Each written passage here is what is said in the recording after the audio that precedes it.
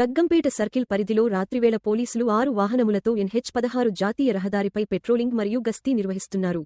కాకినాడ జిల్లా జగ్గంపేట సర్కిల్ పరిధిలో NH-16 జాతీయ రహదారిపై కాకినాడ జిల్లా ఎస్పీ శ్రీ విక్రాంత్ పాటిల్, ఐపీఎస్ గారి ఉత్తర్వులు మేరకు పెద్దాపురం ఎస్డీపీఓ శ్రీహరి రాజుగారి నేతృత్వంలో రాత్రి సమయంలో గస్తీని ముమ్మరం చేయడంలో భాగంగా మంగళవారం రాత్రి 6 ప్రత్యేక వాహనంతో పెట్రోలింగ్ మరియు గస్తీ నిర్వహించడం జరుగుతుందని Jaggampeta CI wire K Srinivas తెలిపారు.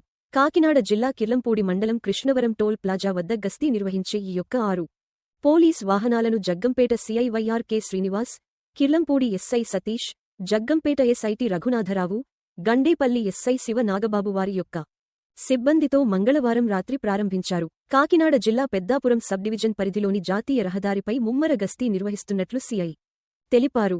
దసరా సెలవులకు ఊరులు వెళ్లేవారు పోలీస్ శాఖ ఉచితంగా అందించుచున్న LHMS locked house monitoring system సేవలను నిరంతరం 24/7 ఉపయోగించు కోవాల్సిందిగా కోరారు. ఉచిత LHMS సేవలు ద్వారా దసరా సెలవులను పురస్కరించుకుని వివిధ ప్రాంతాలకు వెళ్లేవారు వారి వివరాలు, ఇంటి చిరునామా, దగ్గరలోని పోలీస్ శాఖకు తెలిపిన ఎడల పోలీసువారు వారి ఇంటికి నిఘా ఏర్పాటు చేయడం జరుగుతుందన్నారు.